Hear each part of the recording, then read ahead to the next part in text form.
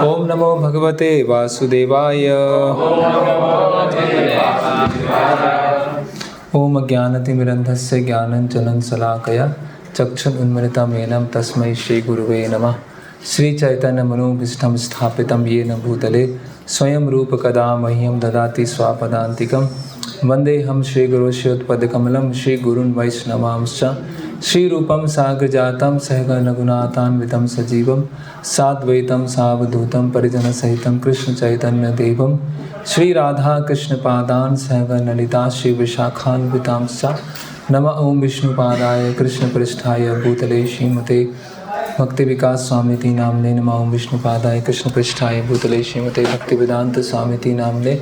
नमस्ते सारस्वते देवे गौरवाणी प्रचारणे निर्विशेष शून्यवादी पाश्चात्य देशतारिणे।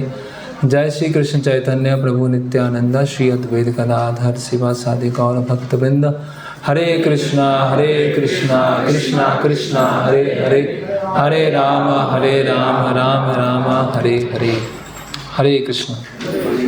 तो कल हमने अध्याय 5 प्रारंभ किया था और मुख्यतः हमारा चर्चा इस बात पर हुआ कि कार्य करना और त्याग ये दोनों अलग अलग चीज़ें नहीं हैं। कार्य करते हुए भी कोई डिटैच्ड रह सकता है। तो अर्जुन को ये बात समझ नहीं आ रही है, मतलब अर्जुन एक बद्ध जीव का भूमिका निभा रहे हैं कि भगवान मैं युद्ध करूं या ज्ञान का अनुशीलन करूं, मैं युद्ध करूं या संन्यास लूं, है ना।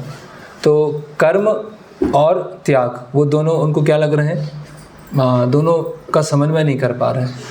तो भगवान बता रहे हैं कि दोनों अलग अलग रास्ते नहीं हैं, दोनों एक ही रास्ता है। एक ही रास्ते के अलग अलग क्या है, पहलू हैं।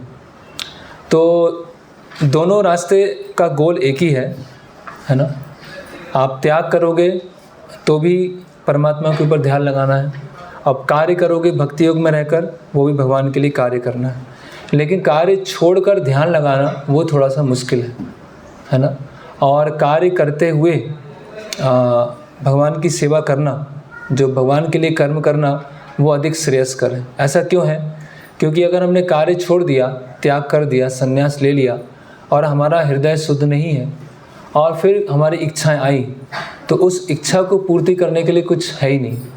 इसीलिए या तो हम भौतिक समाज सेवा में लग जाएंगे या फिर हम अनैतिक कार्य में चले जाएंगे। इसके बाद हमने देखा कि जो दिव्य ज्ञान में स्थित है ऐसा साधक, तो उसके अलग अलग लक्षण क्या होते हैं। जैसे हमने देखा कि जैसे कमल का पत्ता होता है एक सरोवर में, कीचड़ में होता है, उससे प्रभावित नहीं होता।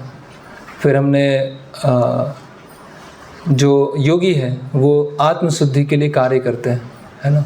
फिर हमने वैष्णव सन्यासी, मायावादी सन्यासी, उनके बीच में भी अंतर देखा। और लास्ट में कर्ता कौन है वास्तव में, जीव करता है या प्रकृति के 3 गुण करता है या जो परमात्मा है वो करता है। तो जीव जो है अपने कार्यों के लिए जिम्मेदार है, रिस्पॉन्सिबल है। लेकिन जीव जो है इंडिपेंडेंट डूअर नहीं है, वो एक निर्भर करता है ना। और जीव को जो सारी सुविधाएं प्रदान की जाती हैं वो प्रकृति के 3 गुण द्वारा सुविधाएं प्रदान की जाती हैं। और प्रकृति के 3 गुण जो हैं वो परमात्मा के निर्देशन में कार्य करते हैं। इस तरह से तीनों करता है।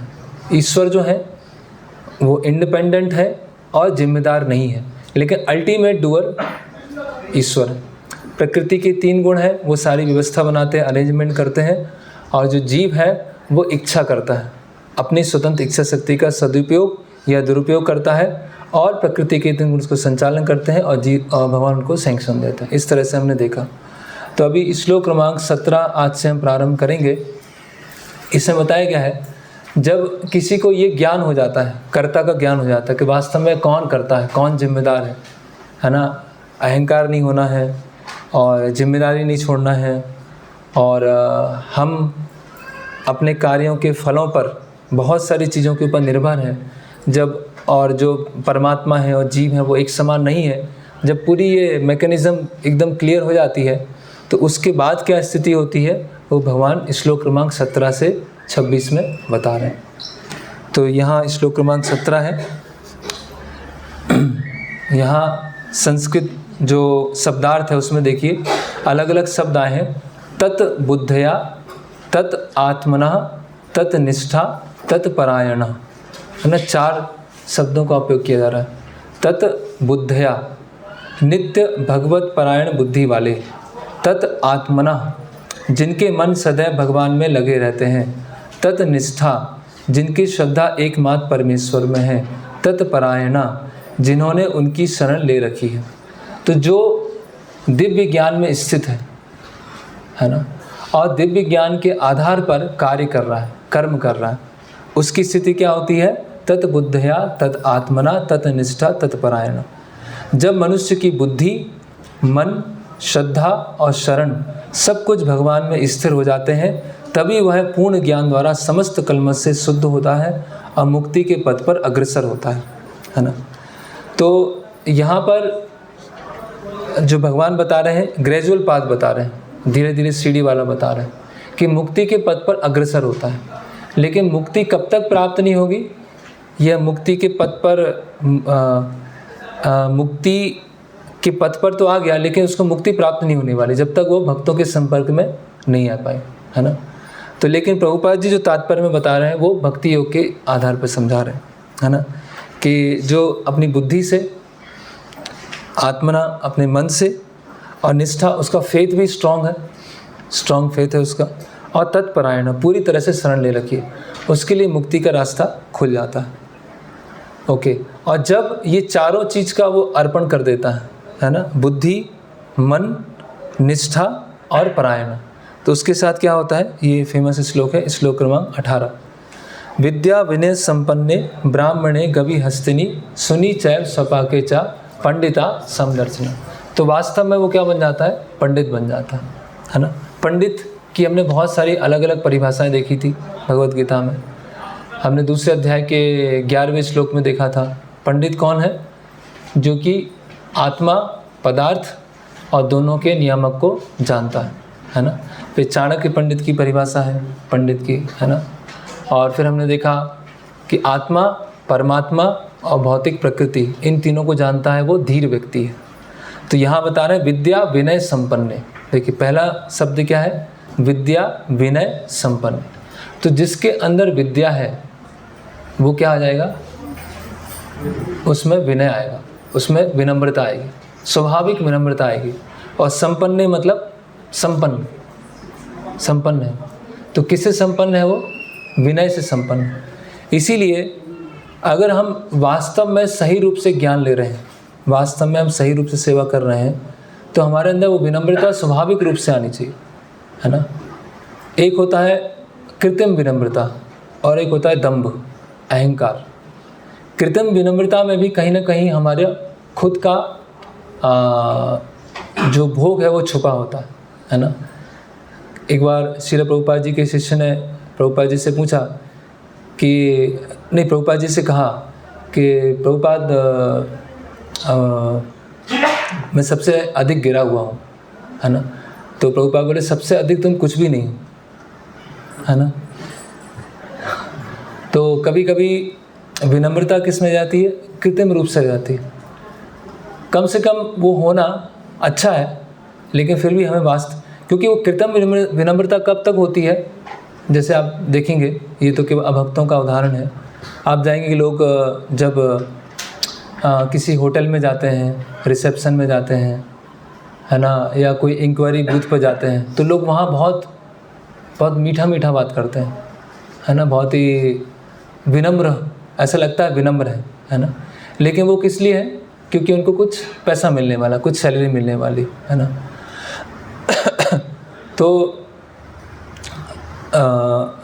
तो भक्तों की जो विनम्रता होती है वास्तविक विनम्रता होती है। और वास्तविक विनम्रता क्या है? विनम्र मतलब भगवान के सामने झुकना। भगवान के सामने झुकना मतलब भगवान के आदेशों के सामने झुकना। भगवान के आदेशों के सामने झुकना मतलब अपने आप को सेवक समझना, अपने आप को दास समझना। और जब अपने आप को सेवक समझ रहे हैं, अपने आप को दास समझ रहे हैं, तो फिर हम भोग नहीं करेंगे। तो विनम्रता और संसार का भोग, ये दोनों साथ साथ नहीं चल सकता है। अगर कोई वास्तव में विनम्र है तो वो संसार का भोग नहीं करेगा, है ना। तो इसीलिए जो सारे गुण होते हैं भगवान की सेवा के दृष्टिकोण में ही देखे जाते हैं। अगर हम भगवान की सेवा का दृष्टिकोण नहीं है संसार में भोग छोड़ने का प्रयास नहीं है और हम विनम्र होने का प्रयास कर रहे हैं, तो विनम्र अधिकतर समय चलेगा नहीं, है ना। क्योंकि विनम्रता है, और कोई अगर हमारा प्रेज़ नहीं कर रहा है, कोई हमारी बढ़ाई नहीं कर रहा है, तो फिर हम विनम्रता भी क्या हो जाएगी, वो हमारी छूट जाएगी, है ना। तो वास्तविक विनम्रता क्या है, जो विद्या, कौन सी विद्या है कि भगवान कितने महान हैं, भगवान विभु हैं और हम अणु हैं, हम कितने तुच्छ हैं, है ना। तो जैसे नीति शास्त्रों में उदाहरण दिया जाता है कि कोई पेड़ है ना, और किसी पेड़ में बहुत सारे फल लगे हुए हैं, है ना, अच्छे बड़े बड़े फल लगे, तो पेड़ अपने आप झुक जाता है, झुका होता है फिर, है ना। और जिस पेड़ में कोई फल नहीं है, कुछ नहीं लगा है ना, तो पेड़ क्या होता है, वो खड़ा रहता है, सीधा खड़ा रहता है ना। तो जब आंधी चलती है, ऐसा तेज़ हवा चलती है, तो जो सीधा खड़ा हुआ है उसके टूटने के चांस अधिक होते हैं, और जो झुका रहता है फलों के द्वारा, उसके टूटने के चांस कम होते हैं। तो उसी तरह से जो हम भगवद गीता का ज्ञान ले रहे हैं, या हम जो अपना साधना करते हैं, पढ़ाई करते हैं, श्लोक याद करते हैं, तो वास्तव में उसका उद्देश्य क्या होना चाहिए, मतलब उसका एक, बहुत सारे उद्देश्यों में एक उद्देश्य क्या होना चाहिए, हमारे अंदर विनम्रता का भाव आना चाहिए। नहीं तो कभी कभी क्या होता है, ज्ञान लेके और उल्टा हो जाता है ना, और गलत दिशा में चले जाते हैं। और ऐसे लोगों को या ऐसे भक्तों को सही ट्रैक पे लाना वो बहुत मुश्किल हो जाता है। जिनके पास ज्ञान नहीं है उनको लाना एक तरह से थोड़ा आसान होता है, लेकिन जिनके पास ज्ञान आ गया और ज्ञान लेकर उसको मिसयूज कर रहे हैं और उसको अपने अहंकार की पूर्ति में लगा रहे हैं, उनको बहुत मुश्किल हो जाता है ना। क्योंकि उनको हर प्रश्न का जवाब पता होता है, उनको शास्त्रों का हर चीज़ पता होता है, श्लोक पता होता है, अभी कर लो आप क्या करना है, और फिर आप उनसे पूछेंगे तो बताएंगे, लेकिन उनमें वास्तव में जो सेवा, इसीलिए हम देखते हैं कि जो वैदिक शिक्षा प्रणाली है उसमें पहले बहुत सारी सेवा, अलग अलग सेवा करने को बताया जाता है ना, जिससे हृदय का मार्जन हो जाए। हृदय का मार्जन हो जाएगा और उसके बाद आप ज्ञान लेंगे तो ज्ञान आपका क्या होगा, वो आपका नुकसान नहीं करेगा, है ना। हृदय का मार्जन नहीं हुआ और आपने ज्ञान ले लिया तो क्या हो जाएगा, वो ज्ञान आपका ही नुकसान कर बैठेगा, है ना। इसीलिए हम देखते हैं कि जो ऐसे कोर्स करते हैं तो सबके लिए ऐसा नहीं करते हैं, है ना। उसमें कुछ ना कुछ तो रहता है कि कम से कम कुछ समय से आ रहे हैं, कुछ समय से भक्ति सेवा कर रहे हैं। अगर नया कोई आता है और बहुत सारी चीज़ सीख लेगा तो बहुत अधिक चांस है वो अहंकार में चला जाएगा, फिर वो सेवा करने को बताएंगे तो सेवा करेंगे नहीं, है ना। तो इसीलिए वास्तव, और जो विद्या नहीं लेता है उसमें भी अहंकार होता है। जो गलत तरह से विद्या लेता है वो तो अहंकारी है ही, और जो विद्या नहीं लेगा वो भी अहंकारी होता है। वो लग सकता है मैं तो, मुझे कुछ नहीं आता, मैं तो ऐसा हूँ, लेकिन अंदर ही अंदर क्या है, उसको एन्जॉयमेंट की टेंडेंसी। और एक्चुअली विनम्र होना कोई कठिन काम नहीं है। अगर हम भगवान की जैसे श्रीमद् भागवतम है, तो श्रीमद् भागवतम के जो प्रारंभ के 9 स्कंद हैं उसमें कई जगह बार बार सृष्टि के बारे में बताया गया, भगवान की सृष्टि के बारे में। अगर उस सृष्टि को हम पढ़ेंगे, इतने ब्रह्मांड हैं, कैसे पूरा मैकेनिज्म चल रहा है, कैसे अलग अलग देवी देवता हैं, कितने सारे लोग हैं, कितने सारे द्वीप हैं, और हम अपनी उसमें स्थिति को देखेंगे तो मतलब जैसे इस हॉल में एक चींटी है, इस हॉल में मान लीजिए एक चींटी घूम रही है, और चींटी को बहुत अहंकार है कि यहाँ पर इस हॉल में 500 चींटी और 500 चींटी का मैं लीडर हूँ, है ना। फेमिनिस्ट चींटी है ना, वो सब सारी चींटियों की लीडर है, और मैं जो हुक्म देती हूँ वही चलता है ना, जैसे मैं बोलती हूँ वैसे ही होता है ना। लेकिन अगर उसको कोई ऊपर की दृष्टिकोण से देख रहा है, मनुष्य देख रहे हैं उनकी एक्टिविटीज़ को, तो क्या सोचेंगे कि बहुत ही इनसिग्निफिकेंट सोच है, बहुत ही कैसी सोच है, बहुत ही छोटी सोच है ना। तो उसी तरह से जब चींटियों की एक्टिविटीज़ हमको बहुत तुच्छ लग रही है, तो जब देवी देवता हमारी एक्टिविटीज़ को देखेंगे, या जन लोग, तपोलोक, ब्रह्मलोक के लोग हमारी एक्टिविटीज़ को देखेंगे, मनुष्यों की एक्टिविटी को, और इसमें व्यक्ति सोच रहा है कि मुझे इतना आता है, मुझे ये कर सकता हूँ, मैं वो कर सकता हूँ, ये कर सकता हूँ, तो क्या लगेगा वो, बोले क्या चल क्या रहा है? छोटा सा जीवन है, 40, 50, 60, 70, 80 साल का जीवन है, उसमें ही सोच रहे हैं मैं महान हूँ, मैं ग्रेट हूँ। मतलब वो क्या है, बहुत चाइल्डिश, वो मूर्खता है वो, है ना। लेकिन इस चीज़ से निकलना, है ना, वो अहंकार से निकलना, रिकॉग्निशन की भावना, है ना, इस भावना से निकलना बहुत मुश्किल होता है, क्योंकि बहुत जन्मों का है ना, ये कई जन्मों की लेयर जमी हुई है ना। तो इसीलिए हमें विद्या लेने की ज़रूरत है। तो वास्तव में जैसे पहले भी हमने चर्चा किया है, वो तमाल कृष्ण महाराज का उदाहरण आता है।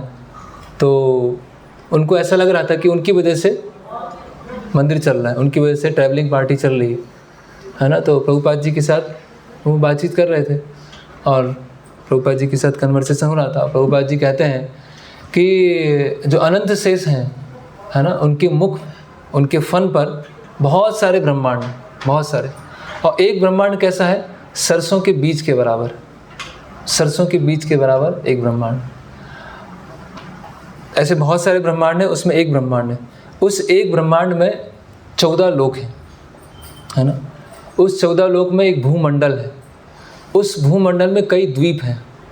उस एक द्वीप के अंतर्गत आता है भारत वर्ष, भारत खंड। ये जो पूरा भारत वर्ष है, उसमें उसमें एक कंट्री है अमेरिका, है ना। और अमेरिका में एक सिटी है लॉस एंजलिस।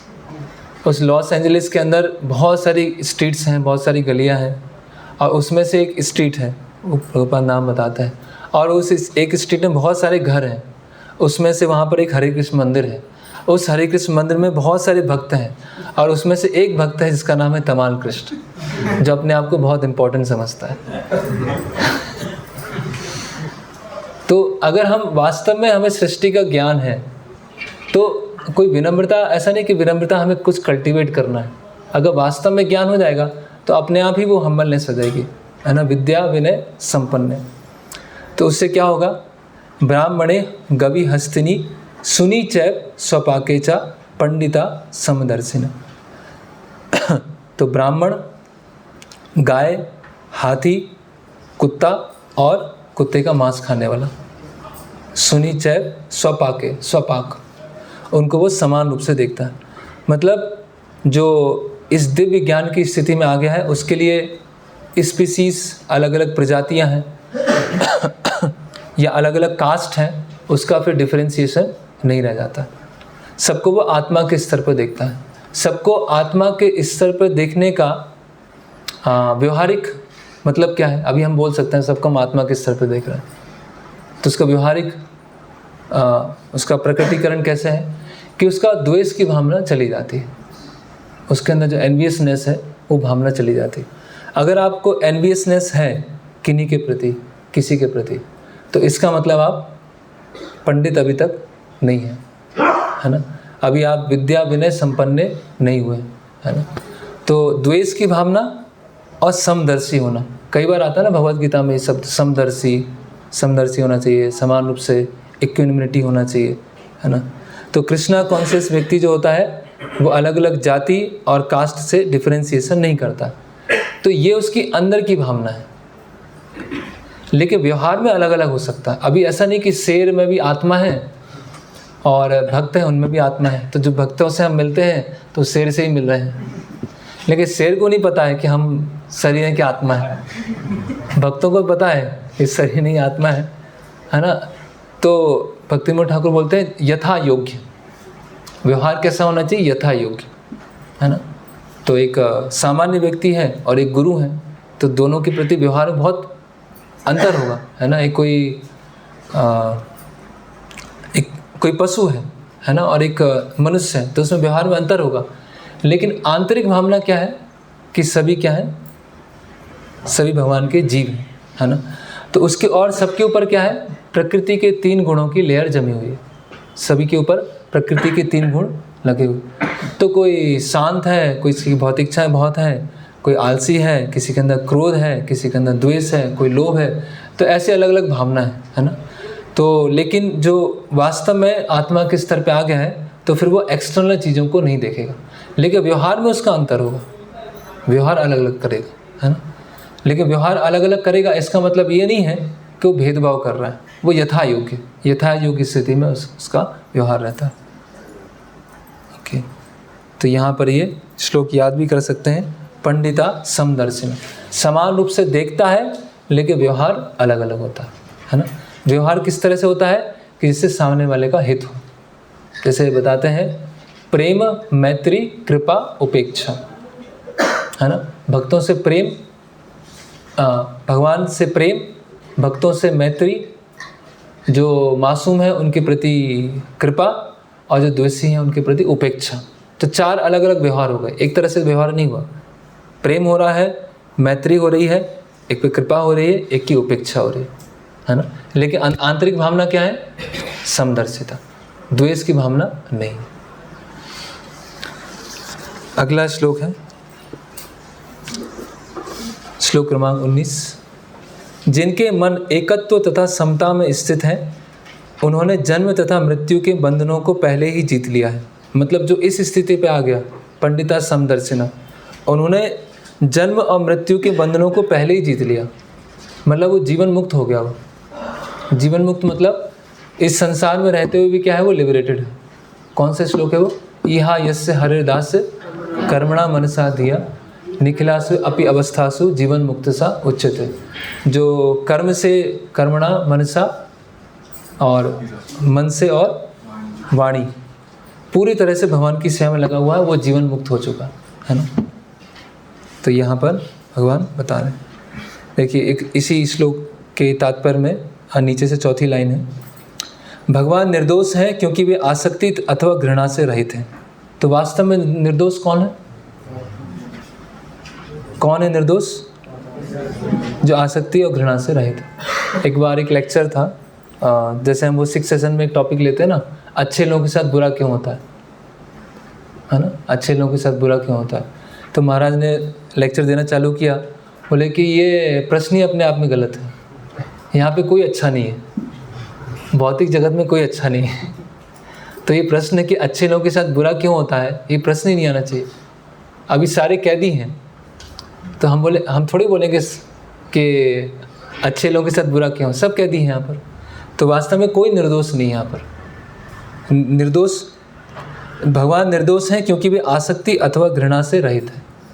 इसी प्रकार जब जीव आसक्ति अथवा घृणा से रहित होता है तो वह भी निर्दोष बन जाता है और वैकुंठ जाने का अधिकारी हो जाता है ना। ओके, श्लोक क्रमांक 20।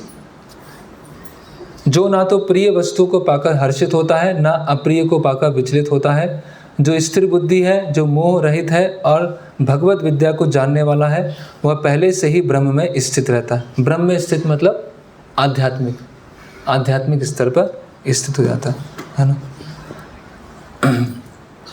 ओके, फिर श्लोक क्रमांक 21। तो ये किनके लक्षण चल रहे हैं अभी? जो दिव्य ज्ञान में स्थित है। ऐसा मुक्त पुरुष भौतिक इंद्रिय सुख की ओर आकृष्ट नहीं होता, अपितु सदैव समाधि में रहकर अपने अंतर में आनंद का अनुभव करता है।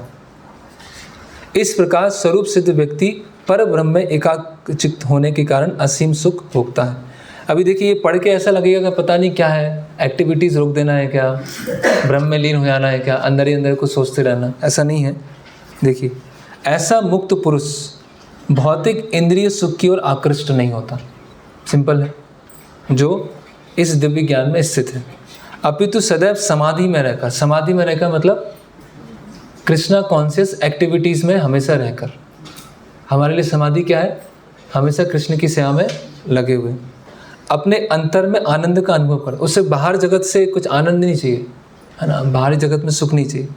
इस प्रकार स्वरूप सिद्ध व्यक्ति पर ब्रह्म में एकाग्रचित्त होकर, उनकी इच्छाएं एक समान होकर होने के कारण असीम सुख भोगता है। तो यहाँ पर प्रभुपाद जी बता रहे हैं, ओके, यमुनाचार्य का उदाहरण दे रहे हैं। पहले भी कहाँ दिया था यमुनाचार्य का? 2 बार आ चुका है, ये तीसरी बार है। पहली बार श्लोक क्रमांक दूसरे अध्याय का 60 नंबर श्लोक, और एक दिया था दूसरे अध्याय के 63वें श्लोक में, है ना, कि जब उच्च स्वाद की बात चल रही थी, जो उच्च स्वाद नहीं ले पाता है। तो यमुनाचार्य बता रहे हैं कि जब से मैं कृष्ण की दिव्य प्रेम भक्ति में लगकर उनमें नित्य नवीन आनंद का अनुभव करने लगा हूँ, तब से जब भी काम सुख के बारे में सोचता हूँ तो इस विचार पर ही थूकता हूँ और मेरे होंठ अरुचि से सिमट जाते हैं, है ना। तो जो दिव्य ज्ञान में स्थित है उसके साथ ऐसी स्थिति होगी, है ना। तो ये बार बार क्यों भगवत गीता में क्यों बताया, भागवतम में क्यों बताया, क्योंकि यही सब क्या है, सबसे ज़्यादा बंधनकारी, है ना। मैथुन आगार, है ना। व्यक्ति किससे जकड़ा हुआ है, मैथुन रूपी जेल से जकड़ा हुआ। तो इससे निकलना, है ना, बहुत कठिन है ना। आगे प्रभुपाद जी एक प्रश्न उठाएंगे कि कब इंद्रियों के वेग से मुक्ति मिलेगी। कभी संभव है कि हम माया से मुक्त हो पाएंगे, कभी संभव है कि नाम में रुचि आ पाएगी, कभी संभव है कि हम इंद्रियों के वेग से निकल पाएंगे। कभी कभी असंभव लगता है बहुत कि क्या इतने समय से माला कर रहे हैं, सब कुछ पढ़ते हैं, सब कुछ जानते भी हैं, सब कुछ है, लेकिन कभी कभी लगता है बहुत सब अच्छा चल रहा है। और कभी ऐसा समय आता है कि एकदम होपलेस, पता ही नहीं लगता क्या है ना। लेकिन वो निराशा नहीं होना है, उसके लिए आगे श्लोक आने वाला है।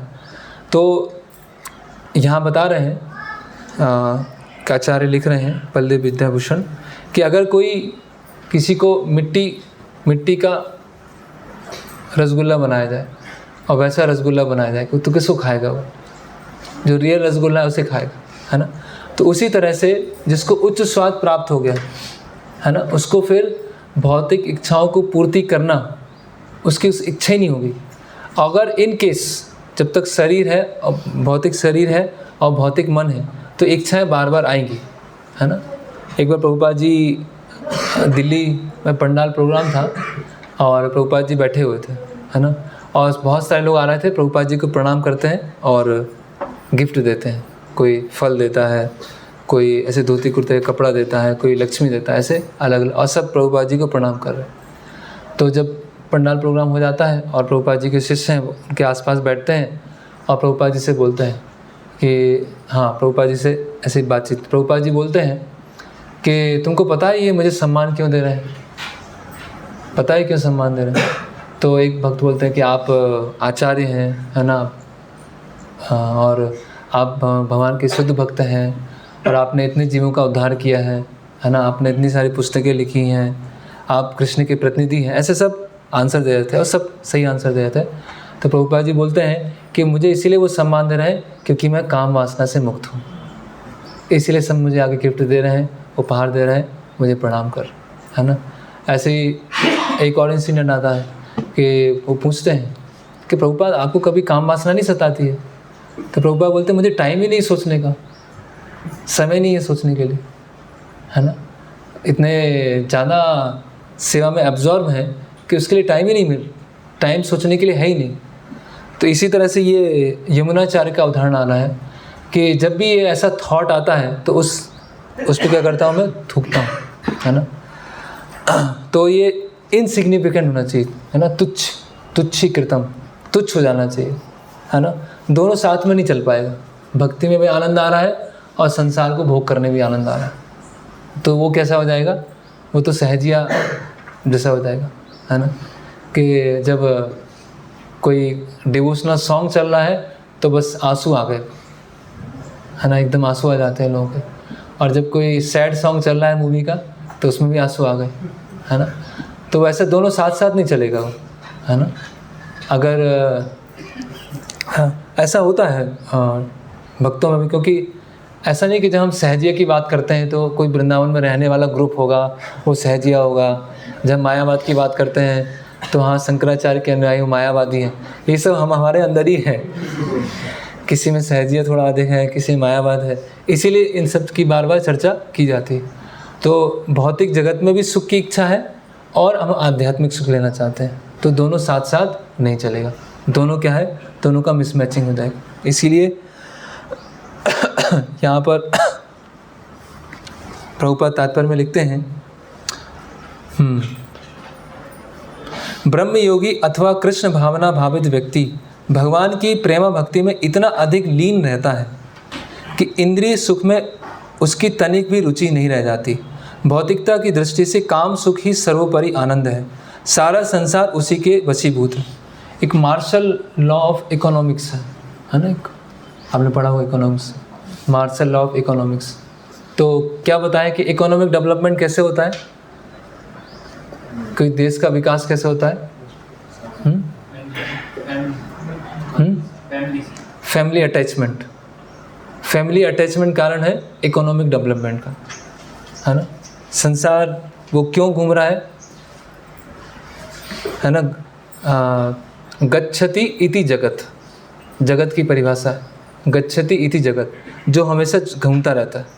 जो रोटेटरी क्लब हमने डिस्कस किया था, रोटरी क्लब, वो क्यों चल रहा है, वो रोटेशन क्यों हो रहा है, बस एक यही है ना, फैमिली अटैचमेंट, और उसी की वजह से इकोनॉमिक डेवलपमेंट हो रहा है ना। भौतिकता की दृष्टि से काम सुख ही सर्वोपरि आनंद है, सारा संसार उसी के बसीभूत है, और भौतिकतावादी लोग को तो इस प्रोत्साहन के बिना कोई कार्य ही नहीं कर सकते। प्रभुपाद लिख रहे हैं, अगर ये भौतिक सुख नहीं है, काम सुख नहीं है, तो उनको तो प्रोत्साहन ही नहीं आएगा कुछ कार्य करने के लिए। वो काम क्यों कर रहा है ना, मेहनत क्यों कर रहा है, क्योंकि क्या है उसका मोटिवेशन क्या है, एक काम सुख को एंजॉय करना। किंतु कृष्ण भावनामृत में लीन व्यक्ति काम सुख के बिना ही उत्साहपूर्वक अपना कार्य करता रहता है ना। उसको कोई भौतिक सुख, काम सुख की इच्छा नहीं है, उसमें उत्साह वो बना रहता है। यही आत्म साक्षात्कार की कसौटी है ना। तो माया क्या करती है, सबसे पहले माया का हथियार क्या होता है, उत्साह को छीन लेना। किसी के जीवन में माया आ चुकी है, उसका सबसे पहले ये नहीं होगा कि उसके अंदर मटेरियल डिजायर्स आ गई, उसके अंदर काम वासना आ गई, वो कुछ नहीं होने वाला।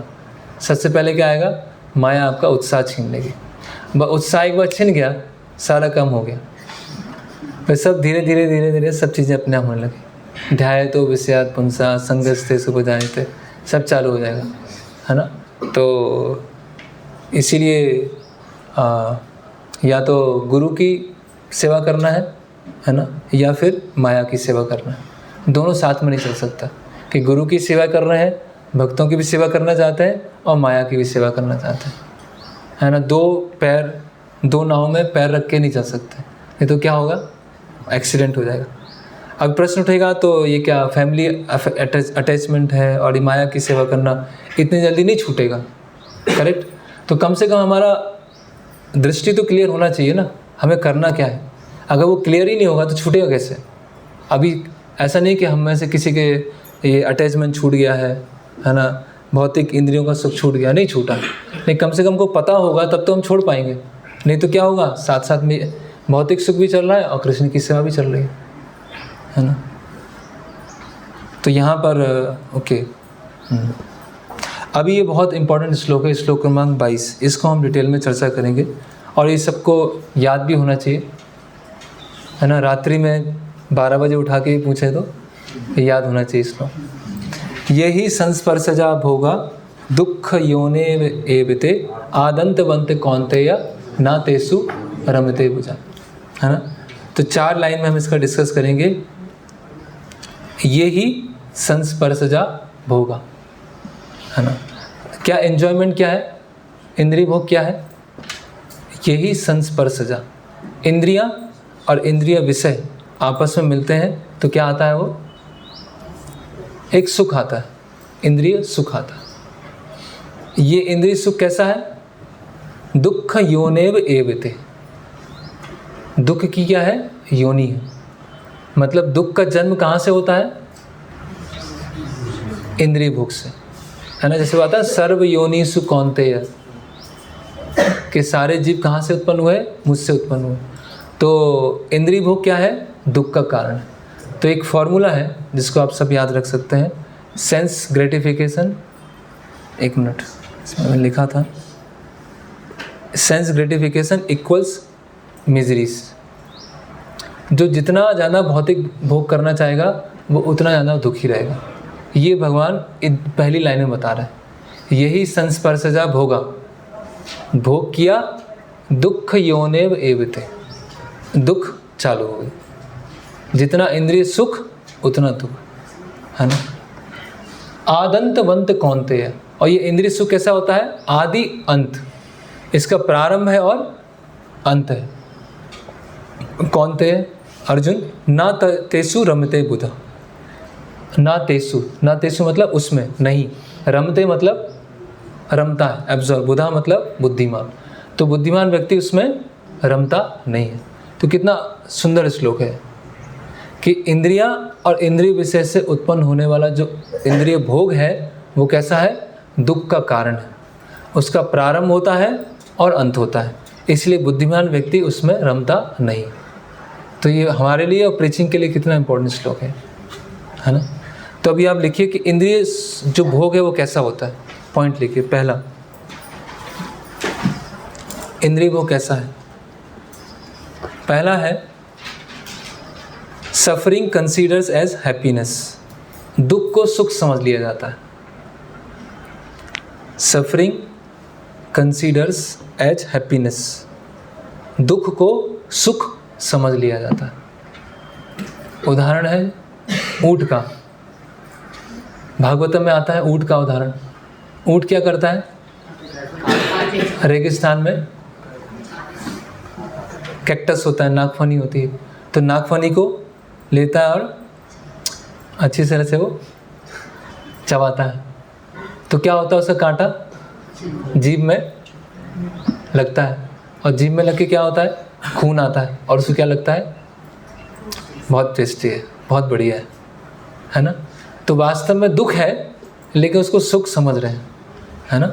ऐसे प्रभुपाद उसमें उदाहरण देते हैं कि लोगों का आज का जीवन है ना, इतना भाग दौड़, इतना तनाव और इतना ज़्यादा कंपटीशन है, उसकी वजह से लोग क्या है, उनका खून बिल्कुल चुसा जा रहा है, एकदम ख़त्म हो रहा है उनका खून, लेकिन उसमें उनको आनंद आ रहा है। पूरा खून का, जैसे अभी हम किसी डिवोटी से डिस्कस कर रहा था कि कोई भक्त है 1-2 महीने बाद आए और एकदम दुर्बल हो गए, एकदम दुर्बल। तो पूछा क्यों हो गए? वो नाइट शिफ्ट कर रहे थे 1 महीने से। 1 महीने से नाइट शिफ्ट चल रही है, तो शरीर का वजन चला गया, शरीर का तेज चला गया, एकदम दुर्बल एकदम। अभी क्या हो रहा है, पूरा आपका सोने का जागने का सब साइकिल चला गया है, और खून खत्म हो रहा है, खून चूसा जा रहा है, और आपको क्या लग रहा है, आनंद आ रहा है उसमें। तो सफरिंग कंसीडर एज हैप्पीनेस, ऐसे हो रहा है लोगों को, है ना। दूसरा क्या है, working hard consider as happiness, कठिन परिश्रम करना उसको सुख समझ लेते हैं लोग। अगर कठिन परिश्रम कर रहे हैं वो सुख है। अभी सुख मिला नहीं है, लेकिन कठिन परिश्रम को सुख समझ लेते हैं। तो एक डिवोटी बोलते हैं कि बॉम्बे को बॉम्ब भी नहीं रोक सकता। अगर बॉम्बे में बॉम्ब ब्लास्ट भी हो जाए तो भी बॉम्बे कभी रुकेगा नहीं। तो बहुत मेहनत करना, है ना, बहुत ज़्यादा मेहनत करना उसको सुख समझ लिया जाता है ना। जैसे कि फिर वही उदाहरण भागवतम में सब मिल जाएंगे, है ना। गधे का उदाहरण, है ना। तो गधे के लिए घास है, घास अवेलेबल है, और गधा क्या होता है, जब गर्मी का मौसम आता है तो गधा बहुत खुश होता है और नाचने लगता है और क्या सोचता है कि सारी घास मैंने खा ली सारी। लेकिन हुआ क्या, वो घास सूख गई, उसने खाई नहीं है, और वो क्या कर रहा है, धोबी के कपड़े उठा रहा है, घास तो है उसके पास। तो working hard consider as happiness, hard work कर रहे हैं तो उसको सुख समझा जा रहा है। तीसरा है counteraction of distress is consider as happiness, दुख का प्रतिकार को सुख समझ लेते हैं। कोई दुख है, उसको ठीक करने का प्रयास कर रहे हैं, उसको हम सुख समझ लेते हैं, है ना। जैसे कि डॉक्टर और पेशेंट, है ना। पेशेंट है, प्रभुपाद जी उदाहरण देते हैं कि पेशेंट बहुत बीमार है, बहुत दुखी है, परेशान है ना, आंखें लाल है और पेट दर्द कर रहा है, सब कुछ बीमार। अब मेडिसिन लेना उसने चालू किया, तो मेडिसिन लेने के कारण उसके कुछ सिम्टम क्या हो गए, कुछ कम हो गए। तो पूछते हैं, डॉक्टर पूछते हैं, नर्स पूछते हैं, अभी कैसा लग रहा है? अभी बहुत अच्छा लग रहा है। अभी अच्छा क्या लग रहा है? दुख कम हो गया तो वो अच्छा लग रहा है। जो दुख का प्रतिकार है उसको बोलते हैं सुख। सुख अभी तक कुछ मिला नहीं है, केवल दुख से लड़ रहे हैं, और दुख से लड़ते लड़ते दुख कम हो गया, उसको सुख समझ लिया, है ना। तो ये तीसरा डेफिनेशन। चौथा है gap between two miseries consider as happiness, कि दो दुखों के बीच में जो गैप है उसको सुख समझ लेता है। है ना, दो दुख हैं उसके बीच में गैप, उसको सुख समझ लेते हैं, है ना। जैसे वो प्रभुपाद उदाहरण देते हैं, किसी को सजा दी जाती है, पानी में डाला जाता है, फिर वो फड़फड़ाता है, फिर उसको बाहर निकालते हैं, बोलता है अच्छा लगा, अभी अच्छा लग रहा है बहुत। अभी जैसे हम श्वास ले रहे हैं तो कोई ऐसा नहीं बोलेगा तो बहुत आनंद आ रहा है श्वास लेने में, कितना अच्छा लग रहा है, नॉर्मल है वो तो, है ना। लेकिन उस व्यक्ति के लिए क्या हो गया, वो सांस लेना अच्छा हो गया। तो दो दुखों के बीच में जो गैप है उसको लोग सुख समझ लेते हैं, ठीक है। फिर है इस कौन सा है, 5 4 हो गए, 5 4 5 material happiness is reflection of real happiness. जो वास्तविक सुख है, सॉरी, जो भौतिक सुख है वो वास्तविक सुख का क्या प्रतिबिंब है। जैसे कि समय जो हमें भौतिक सुख प्राप्त करने का प्रयास कर रहे हैं वो वास्तविक सुख का क्या है, केवल एक प्रतिबिंब मात्र है। Material happiness is reflection of real happiness. जैसे वो भगवद गीता में उदाहरण है, ऊर्ध्व मूलम अधः शाखम, कि आम का पेड़ है ना, और आम का पेड़ की छाया किसमें बन रही है, तालाब में बन रही है, ठीक है। तो एक व्यक्ति निकलता है और देखता है कि बहुत अच्छा आम का पेड़ लगा है, बहुत अच्छे अच्छे आम हैं, है ना, केसर बादाम सब आम लगे हुए हैं, है ना, और उसमें छलांग मारता है, और छलांग मारता है, और छलांग मारने से क्या होता है, उसका एक्सीडेंट हो जाता है और बाहर निकलता है। तो बाहर निकल के बोलता है, देखो बेटा मैं अच्छी तरह से छलांग नहीं मार पाया, मैंने बहुत मेहनत की छलांग मारने की, लेकिन मुझे सुख नहीं मिल पाया। तुम क्या है, अच्छे से पढ़ाई करके फिर छलांग मारना। इसमें जब अच्छे से पढ़ाई करके छलांग मारोगे तो तुमको सुख मिल ही जाएगा। तो बेटा आता है, अगली जनरेशन आती है, फिर उसमें छलांग मारती है, तो फिर भी आम नहीं मिलते, फिर भी सिर टकरा जाता है, फिर वो बाहर निकलता है। मैंने क्या वो थोड़ा टेक्निक नहीं सीखी, मैं पर्सनालिटी डेवलपमेंट कोर्स में नहीं गया था, मेरे अंदर कुछ कमियां हैं, ऐसा लगता है कुछ मेरे पास कुछ स्किल्स नहीं है, कुछ हुनर नहीं है। इसीलिए क्या है कि अभी जो आगे आने वाली जनरेशन है उनको और अच्छी तरह से पढ़ाएंगे और अच्छी तरह से लिखाएंगे, जिससे वो अच्छी तरह से छलांग मार सकें। बस यही चल रहा है। जो रियल हैप्पीनेस वो यहाँ पर है ही नहीं, वो क्या है, केवल एक रिफ्लेक्शन दिख रहा है ना। हर व्यक्ति क्या सोच रहा है, बस सुख मिल जाएगा, सुख मिल जाएगा, सुख मिल जाएगा, लेकिन वास्तव में सुख है नहीं। फिर होप आफ्टर होप, भौतिक सुख की आशा सुख लगने लगती है। ये कौन सा हो गया, छठा। भौतिक सुख की जो आशा है कि ऐसा मिलेगा, ऐसा होगा, तो क्या लगता है, उसमें खुश होते रहते हैं, है ना। आशा भौतिक सुख लगती है ना, ऐसा होता है कि नहीं, है ना। आशा पास क्या है श्लोक, आशा पास शतैर्भ, के बहुत सारी सहस्त्र आशाओं से घिरा हुआ है। तो ऐसे ही लगता है कि बस ये हो जाए, उसके बाद तो बस जीवन ठीक हो गया, इतना हो जाए बस सुखी है, बस ये क्लियर हो जाए, इतना प्रमोशन हो जाए, इतना प्लेसमेंट मिल जाए, ये चीज़ हो जाए, बस सुख। और उसी आशा में क्या होता है, जीवन निकलता रहता है, निकलता रहता है। उसी को सोच सोच के वो सुख होता रहता है ना। हर व्यक्ति सोचता है स्कूल पास हो जाए तो कॉलेज में पढ़ना नहीं पड़ेगा, फिर कॉलेज में आते हैं, अब तो बस मज़े ही मज़े हैं, कॉलेज में कुछ पढ़ना नहीं पड़ेगा। कॉलेज में आते हैं, डिग्री मिल जाए तो सुख है, डिग्री मिल जाती है तो लगता है अभी जॉब मिल जाए, जॉब मिल जाएगा तो बस क्या हो जाएगा, सब अच्छा हो जाएगा, फिर भक्ति करेंगे। फिर जॉब मिल जाता है तो मैरिज हो गया तो बहुत सारी सिक्योरिटी, तो धीरे धीरे क्या है, वो आशा, उसकी आशा बस ये हो, इतना हो जाए, ये हो जाए, तो वो दिन कभी नहीं आने वाला। वैसे वो उदाहरण है, हिरण का उदाहरण है कि हिरण रेगिस्तान में जा रहा है, अभी पानी मिलेगा, अभी पानी मिलेगा, अब पानी मिलेगा, अब पानी मिलेगा, अब पानी मिलेगा, पानी है ही नहीं वहाँ पर। वो क्या करता है, रेत में पानी ढूंढता है तो उसका मुख क्या हो जाता है, जल जाता है ना, क्योंकि वहाँ पे तो क्या है, बहुत गर्म रेत पानी है ही नहीं वहाँ पर। तो उसी तरह से हम सोचते हैं, आशा रखते हैं ऐसा हो जाएगा वो, लेकिन नहीं होता है। और क्या आता है उससे? फ्रस्ट्रेशन आता है। फिर 7वां, happiness in this material world is fantasy.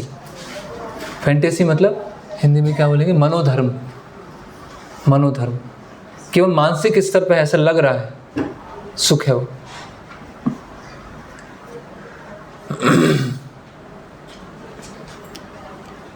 है ना? तो मनोधर्म वाले भी उदाहरण हम काफ़ी बार देख चुके हैं। कहाँ देखा था, याद है किसी को? कि मन से उत्पन्न होने वाले सुख को त्याग देता है। हाँ, कहाँ पर? सबने एग्जाम दिए यहाँ पर।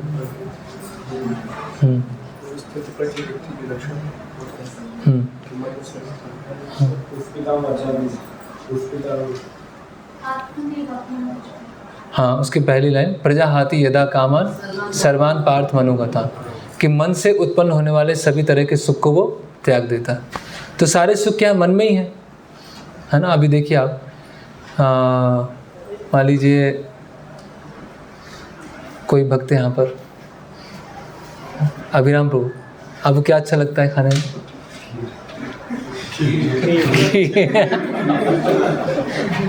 सबको पता है। तो आपको सुबह दोपहर शाम खीर मिलेगी बस, और कुछ नहीं मिलेगा। ठीक है, पूरा एक लोटा भर के। फिर अगले दिन भी सुबह दोपहर शाम खीर, फिर तीसरे दिन भी सुबह दोपहर शाम खीर। तो खा पाएंगे आप?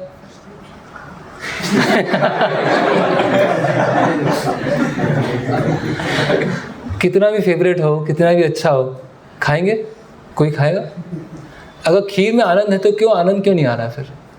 तो खीर इतनी टेस्टी थी तो खाओ सुबह दोपहर शाम, है ना? और अगले दिन भी पूरे 7 दिन खीर चल रही है, वो टेस्ट नहीं आएगा, क्योंकि वो क्या है? सर्वान पार्थ मनोगतन, केवल एक फैंटेसी, केवल मनोधर्म, है ना? और जैसे हम कभी देखते हैं कि जब बहुत सारी मीठी चीज़ें होती हैं तो कभी कभी लगता है यार खा के अभी परेशान हो गए, कुछ दूसरा लेके आओ, कुछ और दूसरा टेस्ट का लेके आओ, है ना? या हमारे जीवन में कुछ ऐसी कुछ इंसिडेंट हुआ जिसमें हम बहुत सुखी हैं, है ना? जैसे कोई लक्ष्मी पैसा आता है, डिग्री मिल जाती है, कहीं पास हो जाते हैं, और उसी समय कुछ घर में दुर्घटना हो गई। उसी समय मान लीजिए हम बहुत सुखी हैं और अच्छा जॉब लग गया है और जॉब पे हम जा रहे थे, और बीच में क्या हुआ कि हम जाते जाते हमारे पैर में बहुत बड़ा कील लग गया, बहुत तेज़ कील लग गई हमारे पैर में। हम बहुत सुखी थे, आज तो जॉब में जा रहे हैं, सब बहुत बढ़िया है, और पैर में ज़ोर से कील लगा। तो क्या होगा उस समय? अभी वो जॉब में जाने का जो पैसे का सुख था वो कहाँ चला गया? वो अगर उसमें वो सुख था तो अभी वो सुख क्यों नहीं है? तब भी सुख रहना चाहिए। इसीलिए क्या बोले, आदंत वंत कौनते, इसका आदि है और अंत है। तो जो व्यक्ति ये समझ गया कि जो मुझे अभी सुख मिल रहा है वो मिल रहा है, यस, वो कैसा है, उसका अंत भी होने वाला है। इसीलिए ना तेसु रमते बुधा, इसीलिए व्यक्ति उसमें रमता नहीं है, उससे वो डिटैच रहता है। अभी ऐसा नहीं बोलेंगे कि खीर खाएंगे तो स्वाद आएगा ही नहीं, स्वाद आएगा, लेकिन ना तेसु रमते बुधा, क्योंकि वास्तव में वो क्या है, यही संस्पर्श जब होगा दुख, वो दुख का कारण है ना? ओके, कौन सी डेफिनेशन हो गई? 7। 8वां है बहुत, मटेरियल हैप्पीनेस नेवर सेटिस्फाइज और बिकम्स पेल, जो भौतिक सुख कभी संतुष्टि नहीं देता है और समय के साथ फीका पड़ जाता है। भौतिक सुख संतुष्टि प्रदान नहीं करता है और समय के साथ फीका पड़ जाता है। जैसे कि घर में हम नई कार लेके आए, है ना? तो कार को क्या होता है, एकदम प्रॉपर शेड में रखते हैं, कवर करके रखते हैं, है ना? रोज़ उसको शैम्पू से साफ़ करते हैं, पूरी चमचमाती है ना? फिर 1 महीना हो जाता है तो फिर इतना ध्यान नहीं देते हैं, फिर 2-3 दिन में एक बार साफ़ कर लेते हैं। फिर 1 साल हो गया तो पड़ी हुई है, बारिश हो रही है और कार पड़ी हुई है, कोई मतलब ही नहीं उससे कार से। तो क्या हो गया, जब पहले दिन आई थी कार तब तो पूरा इसका डेकोरेशन चल रहा था, और 1 साल के बाद कोई मतलब ही नहीं। तो वो क्या हो गया, जो भौतिक रस था वो फीका पड़ गया समय के साथ। ऐसे आप हर चीज़ में देखो, जो भी चीज़ हम लिया हमने, जिस समय वो चीज़ आती है फिर क्या हो जाता है, उससे हम फिर बोर हो जाते हैं, है ना, उससे फिर ऊब जाते हैं। आप देखिए, जो Prabhupada ji nectar of devotion में उदाहरण देते हैं कि जो मटेरियलिस्टिक लोग होते हैं, जब वो बहुत काम करते हैं, भागते दौड़ते काम करते हैं, तो उनको लगता है थोड़ा सा अब तो परेशान होगा, अब तो कुछ ब्रेक लेना चाहिए, है ना। तो ब्रेक लेने के लिए क्या करेंगे, कहीं हिल स्टेशन जाएंगे, है ना, कहीं शांति की जगह जाएंगे।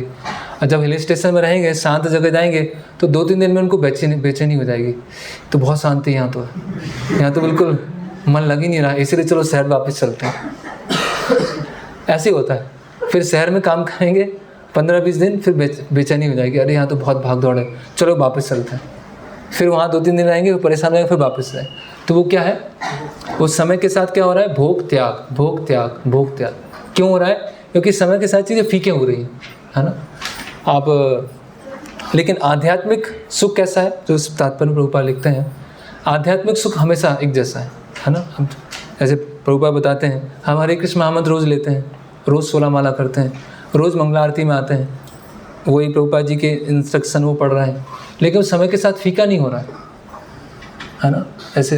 ऐसे हरे कृष्ण महामंत्र बोलते बोलते ऐसा नहीं है कि एक दिन वो अब दूसरा मंत्र चेंज कीजिए, अब अभी बहुत हो गया, उसको चेंज कीजिए अभी। क्योंकि क्या है, उसमें उसकी डेप्थ बहुत ज़्यादा है, आप कितने भी उच्च स्तर पे जा सकते हैं। लेकिन भौतिक जगत में क्या होगा, कोई भी गाना है, मान लीजिए अभी गाना आप सुन रहे हैं, सुन लीजिए, एक बार सुनिए, फिर 2 बार सुनिए, है ना, 16 बार, 16 × 1000, 108 बार सुनिए दिन में, क्या होगा उसका, पागल हो जाएंगे, फिर उसको सुनना भी नहीं चाहेंगे उसका। क्यों, क्योंकि उसमें रस है ही नहीं। कोई भी आध्यात्मिक चीज़ ले लीजिए, आध्यात्मिक सेवा, वो उसका आनंद समय के साथ और बढ़ता जाएगा। लेकिन भौतिक जगत में जो भी कार्य है वो समय के साथ फीका पड़ जाएगा। इसलिए आप देखिए, लोग अपने मोबाइल क्यों चेंज करते हैं बार बार, क्यों अपने मोबाइल सेट चेंज करते हैं, क्यों अपने कार चेंज करते हैं, अपने गाड़ी चेंज करते हैं, क्यों? क्योंकि जो यूज कर रहे हैं उसे फीका पड़ गया, वो पेल हो गया, वो बासी हो गया। क्योंकि उनको सुख किस में आ रहा है, दिखाने में। उनका सुख किस में, दिखाने में। अभी आपके पास ओल्ड मोबाइल, ओल्ड मॉडल है, तो उसको चेंज करेंगे, हर चीज़ में आप देखिए। तो लेकिन आध्यात्मिक सुख ऐसा है, वो हमेशा नित्य रहता है ना। इसके लिए प्रभुपाद तात्पर्य में लिख रहे हैं, रमन्ते योगिनो अनंते सत्यानंद चिदात्मनि इति राम पदो नासे परम ब्रह्मा विधीयते। योगी जन परम सत्य में रमण करते हुए अनंत दिव्य सुख प्राप्त करते हैं, इसीलिए परम सत्य को ही राम कहा जाता है ना। तो ये सुख कैसा है, समय के साथ फीका नहीं पड़ता है ना। फिर 9वीं डेफिनेशन, ये भौतिक सुख कैसा है, ये जैसे कमल के पत्र पर पानी होता है, टेम्परेरी है ना। लिख लीजिए, temporary dash water drops on lotus leaf, कमल के पत्र पर पानी की बूंद।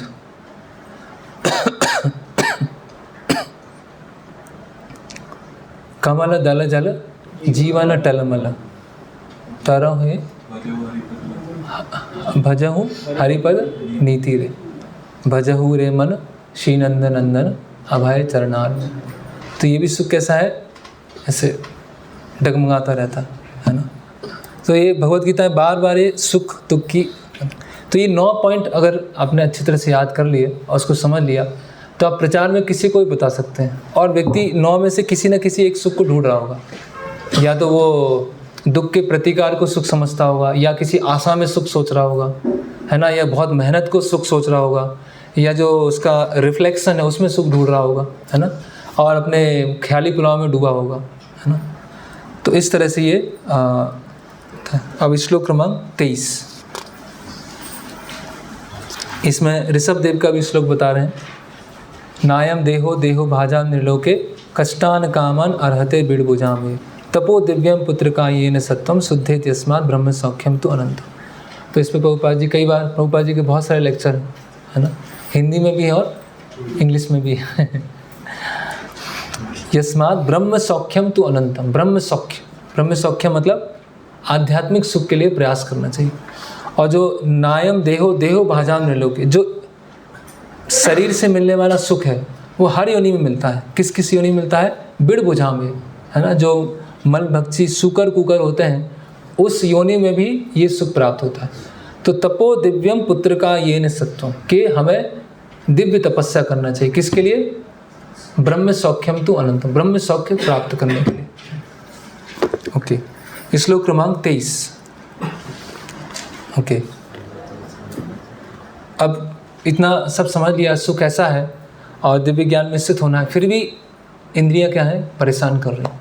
फिर भी कह रहे हैं मन परेशान कर रहा है। फिर भी लग रहा है कि माया से निकलना तो बहुत मुश्किल है। तो क्या करना पड़ेगा? श्लोक क्रमांक 23। यदि इस शरीर को त्यागने के पूर्व कोई मनुष्य इंद्रियों के वेगों को सहन करने तथा इच्छा तथा क्रोध के वेग को रोकने में समर्थ होता है तो वह इस संसार में सुखी रह सकता है। देखिए, संसार में सुखी रहने का फॉर्मूला भगवान बता रहे हैं। क्या बता रहे हैं? मनुष्य इंद्रियों के वेगों को सहन करने तथा इच्छा और क्रोध के वेग को रोकने में समर्थ होता है। तो वेग तो आएंगे, है ना। इतना सब समझ लिया, सब फिलॉसफी डिस्कस कर ली, फिर भी वेग आने वाले। तो क्या करना है? उसको सहन करना है। वाचो वेगम मनसा क्रोध वेगम जिह्वा वेगम उदरोपस्थ वेगम। वाणी का वेग है ना। वाचो वेगम, मनसा क्रोध वेगम, मन में इच्छाएं। क्रोध वेगम, क्रोध आ रहा है, फ्रस्ट्रेशन आ रहा है। जिह्वा, पेट, जननेंद्रियां। तो ये 6 तरह के वेग हैं। और ये 6 तरह के वेग कब तक रहेंगे? जब तक ये भौतिक शरीर है। तो इस वेग को क्या करना है? सहन, हार नहीं मानना। यहाँ आचार्य लिख रहे हैं कि वेगों को सहन करना है और उच्च स्वाद लेने का प्रयास करना है। ये दोनों साथ साथ में चलेगा, है ना। यहाँ देखिए, यहाँ लिख रहे हैं, बता रहे हैं कि कृष्णा भावनामृत का आनंद के साथ साथ ये हमारा निष्ठा होना चाहिए कि इस संसार में किसी भी तरह का सुख नहीं है। और अगर सुख की इच्छा है, वेग आ रहा है, तो उसको टॉलरेट करना है। तो 3 चीज़ें भक्तों को करना है। उच्च स्वाद लेना है, दूसरा है बुद्धि से ये समझना है कि इस भौतिक जगत में कोई सुख नहीं है, और फिर भी समझने के बाद इंद्रियां जा रही हैं तो उसको सहन करना है, वेगों को सहन करना है। तो ये 3 चीज़ें बहुत महत्वपूर्ण है ना। तो ये तात्पर्य में प्रभुपाद जी ये 6 वेगों के बारे में बता रहे हैं। फिर क्या क्या होगा आगे? तो शब्दार्थ में देखिए, अंतः सुखा, अंतः आरामा, अंतः ज्योति है। 3 शब्द हैं इसमें। अंतः सुखा, अंतः आरामा, अंतः ज्योति, है ना। श्लोक क्रमांक 24। अंतः सुखा मतलब अंतर में सुखी, अंतः आराम मतलब अंतर में रमण करने वाला अंतर्मुखी, और अंतः ज्योति मतलब भीतर भीतर लक्ष्य करते हुए। तो ये क्या है? बार बार अंतः अंतः आ रहा है। अंदर ही करना है कुछ, अंदर ही सेवा, अंदर ही साधना, अंदर ही समाधि। अंतः मतलब क्या? अंतः सुखा, आत्मा के स्तर पर सुख। अंतः आरामा, जो आत्मा के सुख में रमण करने वाला। अंतः ज्योति, जो आत्मा के लक्ष्य में क्या है? स्थित है ना। तो इसीलिए वो अंतः मतलब आत्मा। ओके, जो अंतःकरण में सुख का अनुभव करता है। अंतःकरण में मतलब, अच्छा, भक्त अंतर्मुखी होता है, बहिर्मुखी होता है? भक्त अंतर्मुखी होता है, बहिर्मुखी होता है? तो अब माता जी, ज़्यादा अंतर्मुखी, कभी-कभी बहिर्मुख होता है। अधिकतर अंतर्मुखी, कभी कभी बहिर्मुखी। जी। और कौन कौन अंतर्मुखी यहाँ पर? कौन कौन बहिर्मुखी? प्रचार में बहिर्मुखी और जब साधना करते हैं। प्रचार में बहिर्मुखी और साधना में अंतर्मुखी। और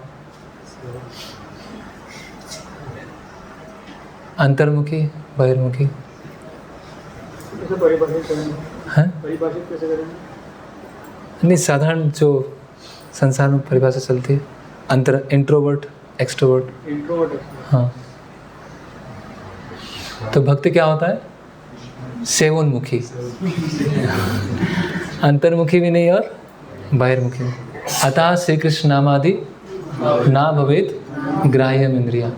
फिर क्या है? सेवोन्मुखो ही जीवादो स्वयं वा स्फूर्त। तो भक्त सेवनमुखी है ना। अभी हर का स्वभाव अलग अलग हो सकता है, लेकिन वो सेवनमुख है।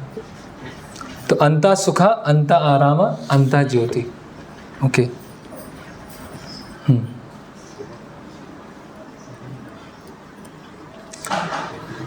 जब तक मनुष्य अपने अंतःकरण में सुख का अनुभव नहीं करता, तब तक भला बाह्य सुख को प्राप्त करने वाली बाह्य क्रियाओं से कैसे छूटा जा सकता है।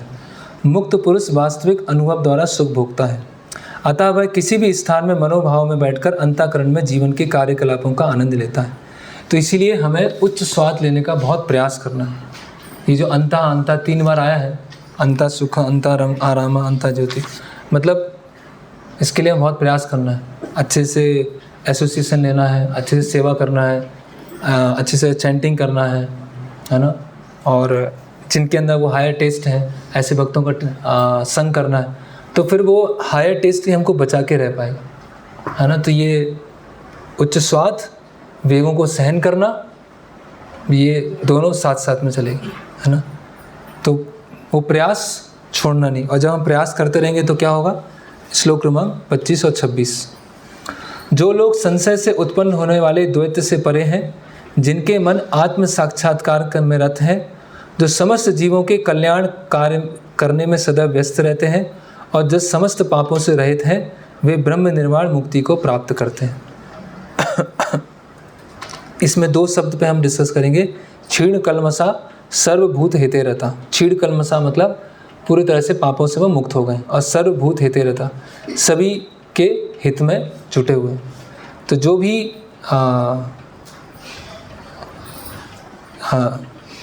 भक्ति में लगा हुआ है ना, वो अपने आप ही सभी तरह के पापों से मुक्त हो जाता है।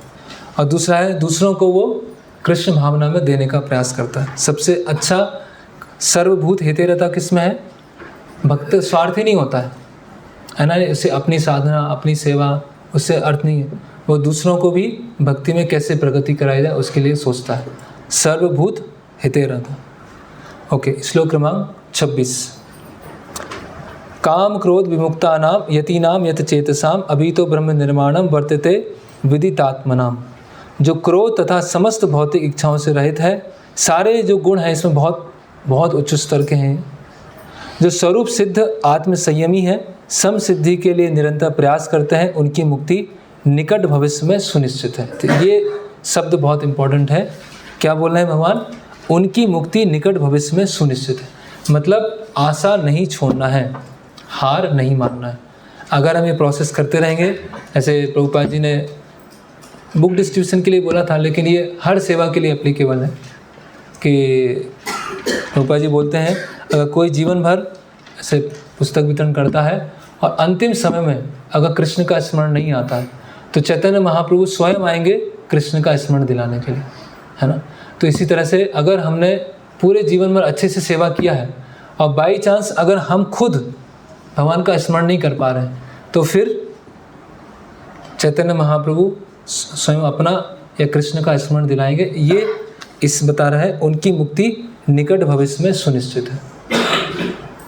वो प्रोसेस काम करेगा, है ना। तो यहाँ श्लोक है भागवतम का। भक्ति पूर्वक भगवान वासुदेव की पूजा करने का प्रयास तो करो। बड़े से बड़े साधु पुरुष भी इंद्रियों के वेग को उतनी कुशलता से रोक पाने में समर्थ नहीं हो पाते जितना कि वे सकाम कर्मों की तीव्र इच्छा को समूल नष्ट करने और भगवान के चरण कमलों की सेवा करके दिव्य आनंद में लीन रहते हैं। कहने का मतलब, वासुदेव की पूजा कीजिए और इंद्रियों के वेगों को रोक के ही कुछ नहीं होने वाला, आप दिव्य आनंद को प्राप्त करने का प्रयास कीजिए, आप हायर टेस्ट को लेने का प्रयास कीजिए, है ना। और इसमें 2 उदाहरण आए हैं। एक, जब हम ये प्रयास करते रहेंगे, भक्तों का संग लेते रहेंगे, साधना करते रहेंगे, सेवा करते रहेंगे, इंद्रियों का वेगों को सहन करेंगे, ऐसा हमारा प्रोसेस चलता रहेगा। आप देखिए, कोई भी अच्छा कार्य करना है ना। जैसे कहीं प्रभुपाद जी ऐसे मॉर्निंग वॉक में बोलते हैं, कहीं आता है, मायापुर में आता है, बॉम्बे में आता है, तो वहाँ बहुत सारे समस्या आ रही थी, बहुत सारे हर्डल्स, कभी ये समस्या, कभी वो समस्या, ऐसे भक्त लोग परेशान हो रहे हैं। तो प्रभुपाद जी बोलते हैं कोई भी अच्छे कार्य को पूरा करने के लिए बहुत सारे जो समस्याएं उससे गुजरना पड़ता है। कोई भी अच्छा कार्य तुरंत नहीं होता है, उसमें क्या लगता है, टाइम लगता है।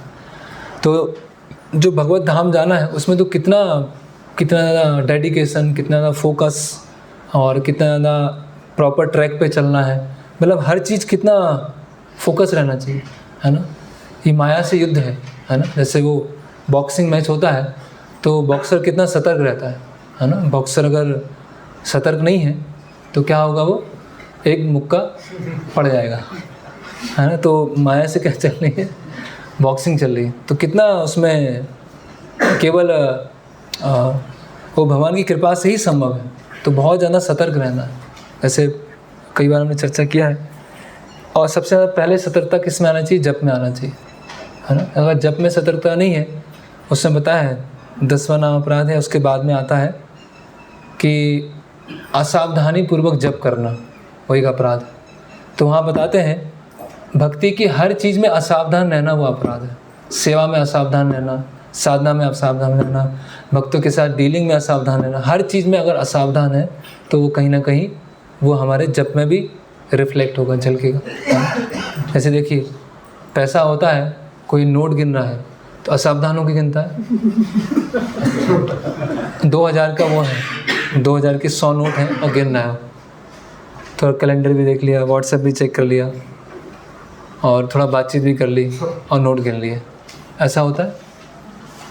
किसी ने किया आज तक ऐसे? कितना होता है, एक बार गिना, पूरा गिन लिया, फिर लगता है नहीं कुछ गड़बड़ हो गया, फिर से गिनते हैं। और जब करने में क्या है, जब करने में कैसा है, पूरी तरह से असावधान। एक जो भौतिक कुछ नोट है उसको गिनने में कितनी सावधानी है, लेकिन भगवान का जप करने में, भक्तों के साथ डीलिंग करने में और सेवा करने में, उसमें क्या है, सावधानी नहीं है। तो इसीलिए बहुत ज़्यादा प्रयास, बहुत ज़्यादा फोकस और भगवान से तीव्र प्रार्थना, ये सब करेंगे तो उनकी मुक्ति निकट भविष्य में सुनिश्चित है। जैसे मैंने पहले भी उदाहरण बताया था वो गौरैया वाला, है ना, कि वो जो गौरैया है उसके अंडे समुद्र में चले गए। अभी गौरैया की छोटी सी चोंच है, उससे वो समुद्र निकाल रही है। तो जो गरुण देव है उनको दया आ गई और गरुण देव आते हैं और फिर समुद्र से अंडे ले लेते हैं। बस वही हमको तत्र लौल्यम एकलम मूल्यम जन्म कोटि सुकृत न लभ्यते, है ना। कृष्ण भक्ति रस भाविता मति क्रियताम यदि कुतोपि लभ्यते तत्र लौल्यम एकलम मूल्यम जन्म कोटि सुकृत न लभ्यते। लौल्यम मतलब ग्रीड, मुझे उसकी लोभ होना चाहिए।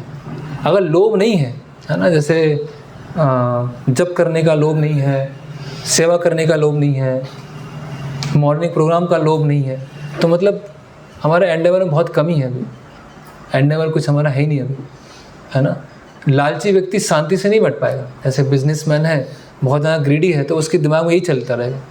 और बहुत सारे लोग ऐसे हैं, जैसे प्रभुपाद बताते हैं कि वो नेपोलियन जो था वो सोता नहीं था। वो एक कंट्री से जब दूसरे कंट्री में घोड़े पे जाता था तो घोड़े पे ऊपर ही सो लेता था।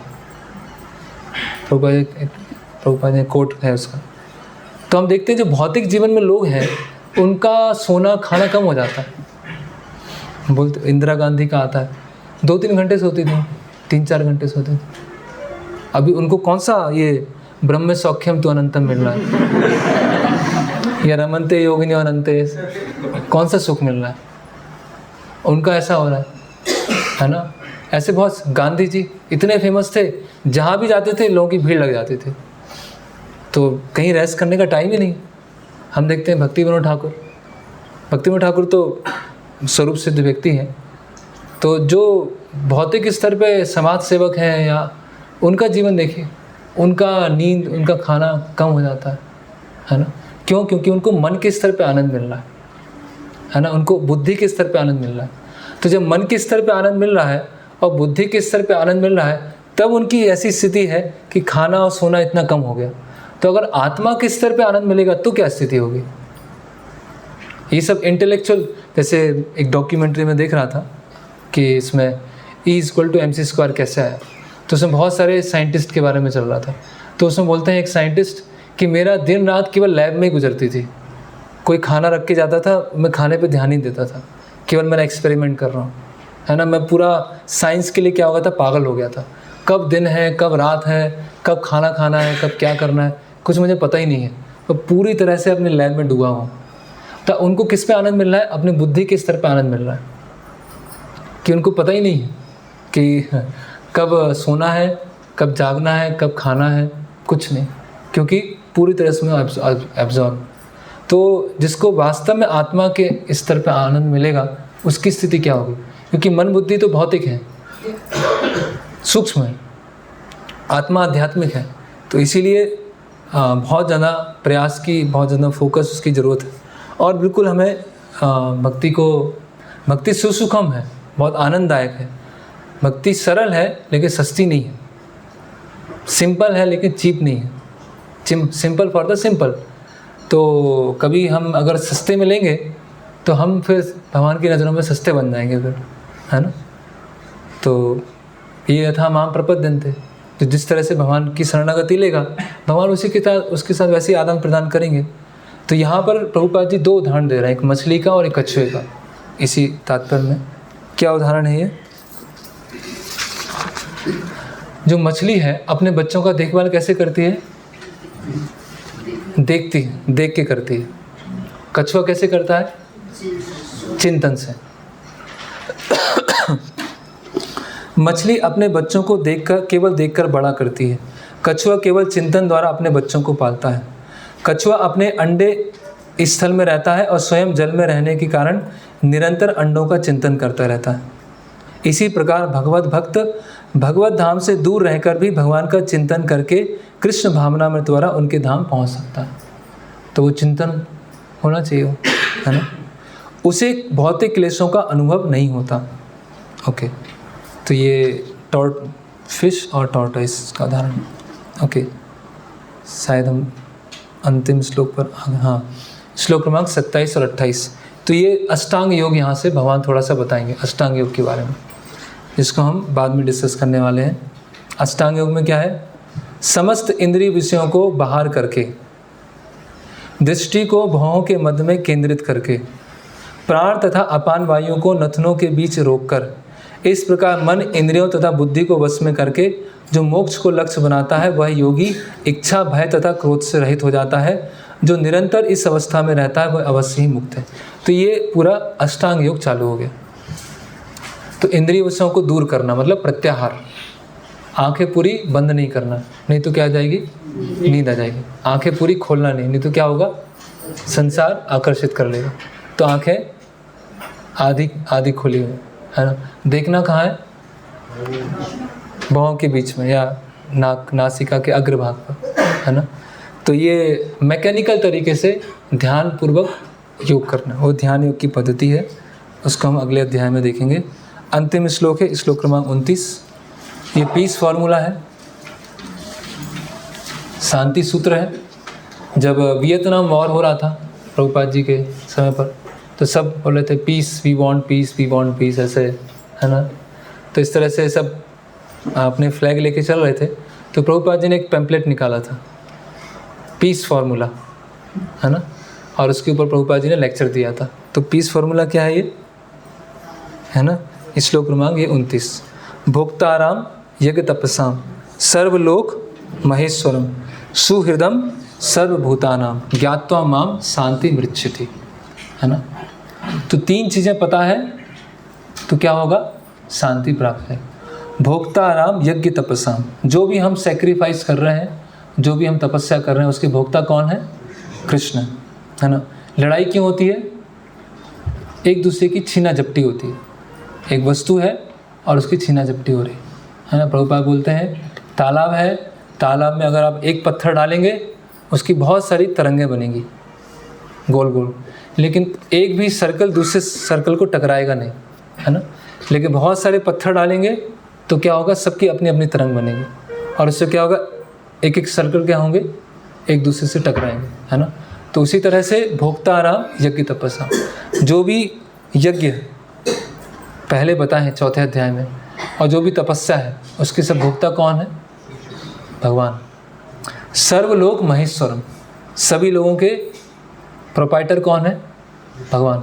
दूसरी लड़ाई किस लिए होती है? लैंड को लेकर, ये मेरी ज़मीन है, वो उसकी ज़मीन है, ये मेरी प्रॉपर्टी है ना, ये इंडिया का बॉर्डर यहाँ तक है, चाइना बोलेगी नहीं हमारा बॉर्डर यहाँ तक है ना, कश्मीर वाले बोलेंगे, कोई बोलेगा ये पाकिस्तान में, कोई बोला इंडिया में है।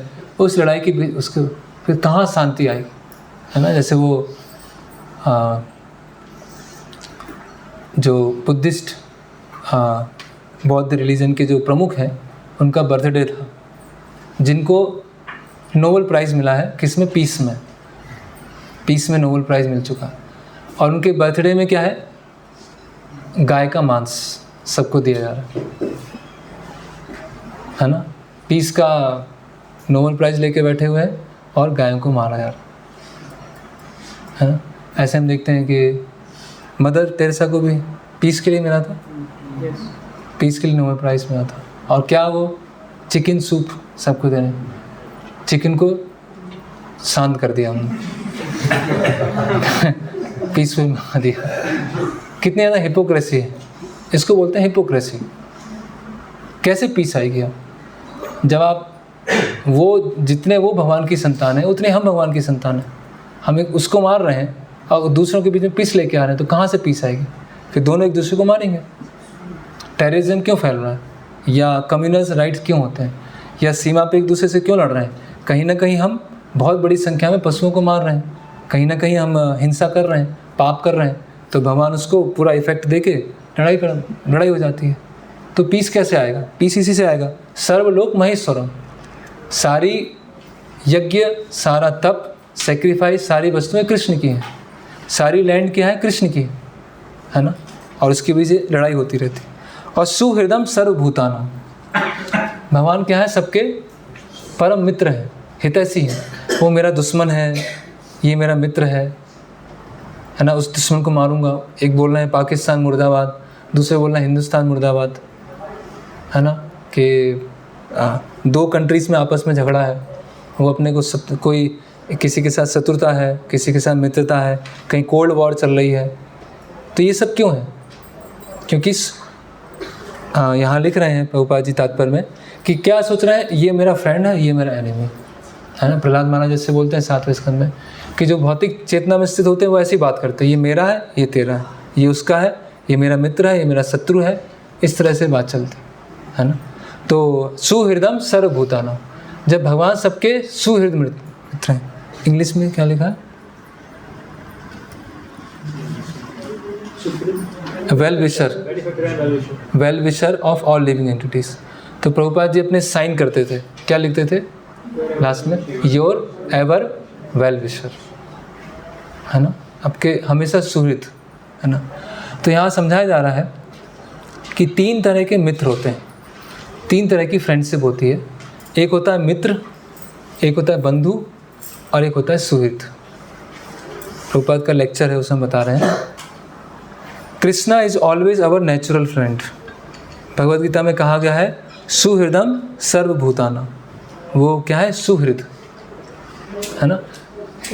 सुहृद मतलब वास्तव में बिल्कुल हृदय से कनेक्शन, है ना। और मित्र मतलब क्या होता है? यहाँ प्रभुपाद बोल रहे हैं मित्र इज सोशल फ्रेंडशिप। बंधु मतलब क्या होता है? Official friendship. और सुहृद मतलब क्या होता है? Real friendship, sincere friendship. तो भगवान क्या है? हमारे सुहृद सर्वभूतान, है ना। प्रभुपाद लिख रहे हैं कि जैसे भगवान कैसे फ्रेंड है हमारे, हम किसी भी योनि में जाते हैं भगवान हमारे साथ साथ आ जाते हैं।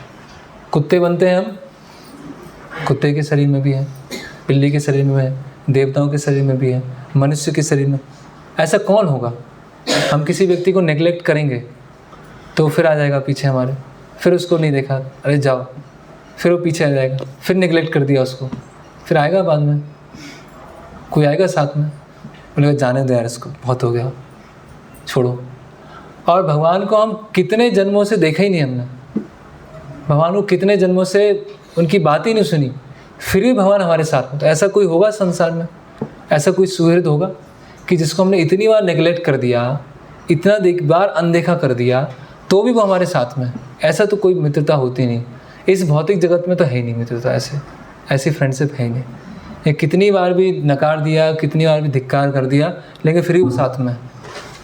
वो है रियल वेल विशर, रियल सुहृद, है ना। और फिर इसीलिए वो भागवतम में आता है पुरंजन की कथा में, अभिज्ञात मित्र, कि पुरंजन एक राजा है और उसका एक मित्र है, इसका नाम क्या, अभिज्ञात। अभिज्ञात मतलब अननोन फ्रेंड, है ना, जो हमेशा हमारे साथ में है। प्रभुपाद जी महात्मा गांधी को एक लेटर लिखते हैं, योर अननोन फ्रेंड, है ना। तो इसी तरह से भगवान और भगवान के भक्त हैं वो वास्तव में सुहृद हैं। अदरवाइज सब क्या है यहाँ पर, केवल एक ऑफिशियल है या सोशल है या केवल सेल्फिशनेस है, और उसके अलावा कुछ नहीं, है ना। ओके, तो यहाँ पर ये अध्याय, इसके आप तात्पर्य को पढ़ लीजिएगा। प्रभुपाद उसमें समझा रहे हैं कि भोक्ताराम यज्ञ तपस्याम, यज्ञ तपस्याम क्यों बोला है कि पिछले अध्याय में जितने भी यज्ञ आए हैं, जितनी तपस्या का वर्णन किया है, उसके भोक्ता कौन है, देवी देवता नहीं है उसका भोक्ता। तो ये कौन सा श्लोक है, डायरेक्ट भक्ति योग के बारे में। हर अध्याय में भक्ति योग का वर्णन है। तो 5वें अध्याय में भक्ति योग का वर्णन कहाँ है, 529, इसमें भगवान डायरेक्ट अपने लिए बोल रहे हैं। सर्वलोक महेश्वरम, है ना, अलग अलग कंट्रोलर हैं, लेकिन भगवान सुप्रीम कंट्रोलर है, सुप्रीम प्रोपाइटर। और सुहृदम सर्वभूतानां ज्ञात्वा माम शांतिं भजति। तो ये अध्याय पूरा हुआ और अगली बार हम अध्याय 6 प्रारंभ करेंगे। हरे कृष्ण। किन्हें कोई प्रश्न हो सकता है। तो जैसे अभी लोग थोड़ा 24, 25 और 24, 25, 26, हाँ मेंशन है, मतलब सेल्फ रियलाइजेशन। हाँ, तो जैसे कि अभी हमें पता है कि अभी गॉड रियलाइजेशन से सेल्फ रियलाइजेशन होता है, लेकिन जैसे बाहर की व्यक्ति कोई पूछ रहा है इस श्लोक को देखकर, वो बता रहे कि देखो अभी सेल्फ रियलाइजेशन के बारे में ज़्यादा मेंशन कर रहे हैं, मतलब सेल्फ रियलाइजेशन अगर होगा फिर बाद में ब्रह्म के बारे में हम अंडरस्टैंड करें, तभी हम उनको कैसे। तो देखिए ये जो श्लोक है, अच्छा प्रश्न है कि यहाँ तो सेल्फ रियलाइजेशन के बारे में, प्रभुपाद गॉड रियलाइजेशन के बारे में बता रहे हैं। तो रियल सेंस में सेल्फ रियलाइजेशन भी कब होगा, जब गॉड रियलाइजेशन होगा। जैसे वो मैं पहले उदाहरण बताया था, सूर्य का उदय होगा तो केवल हम आसपास की वस्तुओं को तो देख ही पाएंगे और खुद को भी देख पाएंगे। तो जो भगवत साक्षात्कार है उसके अंदर ही आत्म साक्षात्कार है। लेकिन जो केवल आत्म साक्षात्कार के लिए प्रयास कर रहा है वो एक इनडायरेक्ट प्रोसेस में है। जब वो मैं शरीर नहीं हूँ, मैं मन नहीं हूँ, मैं बुद्धि नहीं हूँ, मैं मिथ्या अहंकार नहीं हूँ, मैं आत्मा हूँ, फिर वो क्या आएगा, अच्छा आत्मा का काम क्या है, आत्मा करती क्या है, तब वो भगवत साक्षात्कार की तरफ बढ़ेगा। तो केवल आत्म साक्षात्कार के लिए प्रयास करना, भगवत साक्षात्कार के लिए प्रयास नहीं करना, वो इनडायरेक्ट प्रोसेस है। लेकिन इनडायरेक्ट प्रोसेस इस समय करना बहुत मुश्किल है।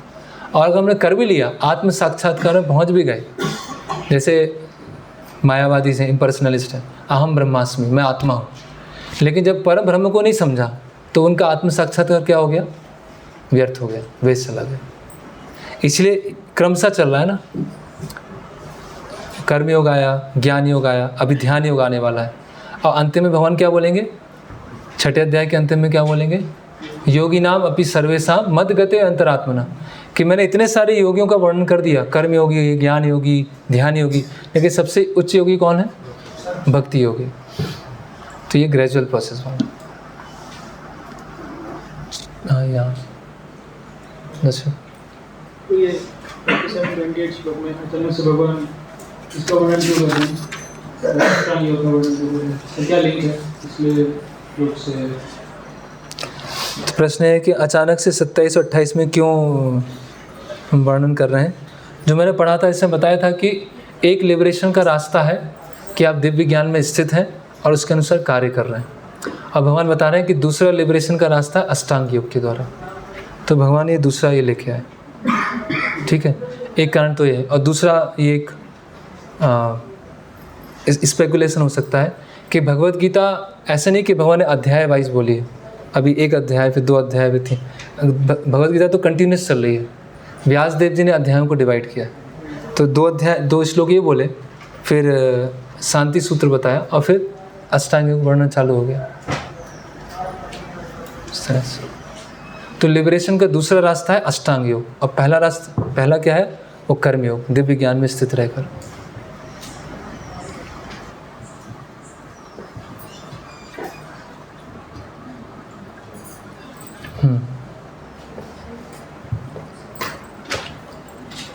प्रभु इस 22nd वर्ष में हमने डिस्कस किया था कि जो हम हार्ड वर्क, जो आपने बताया था कि hard work is considered as happiness, तो हम उसको हैप्पीनेस समझते हैं। और जैसे कि और हम भक्ति में, सेवा में भी हार्ड वर्क, ये जो भी बात हो रही है भौतिक स्तर पे बात हो रही है, तो उसको हम डिफरेंशिएट किस तरह से करेंगे कि सेवा और उसका हेतु क्या है, चेतना, उसके इंटेंशन से। भगवान के लिए कर रहे हैं हार्ड वर्क, भगवान के लिए तो हार्ड वर्क करना है। प्रभुपाद बोले वर्क नाउ समाधि लेटर, पहले हार्ड वर्क करना है। ओके। तो एक और था कि जैसे बुद्धिज्म का एग्जांपल दिया कि वो गाय का मांस उनके बुद्धि में बनाया था, तो लेकिन बुद्धिज्म स्टार्टिंग इस पे हुआ था प्रिंसिपल पे, नॉट एक्सेप्टिंग एनिमल सैक्रिफाइस। तो समय के साथ शिक्षाएं चेंज होती है ना। जैसे वेदों में भी कर्म कांड क्यों दिया गया था, जिससे व्यक्ति धीरे धीरे शुद्ध होकर कर्म योग भक्ति तक आए, लेकिन लोग अटक जाते हैं वहाँ पर। तो इसी तरह से जैसे हम देखते हैं क्रिश्चियनिटी में, तो लोग बोलते हैं कि पशुओं में आत्मा नहीं होती। तो बुद्धिज़्म में वो कैसे स्टार्ट हुआ वो तो नहीं पता है, लेकिन कहीं ना कहीं फिलॉसफी में कहीं फ्लॉ हो जाता है, गलती हो जाती है, और फिर ये अपभ्रंश आ जाते हैं।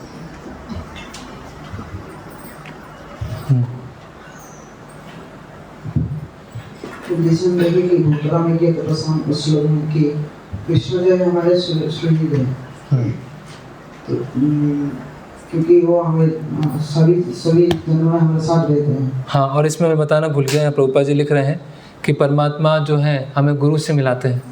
जब हमारी सिंसियर इच्छा को देखते हैं कि व्यक्ति वास्तव में सीखना चाहता है, तो हमारे जीवन में भक्तों को भेजते हैं, गुरु से मिलाते हैं, ग्रंथों को भेजते हैं।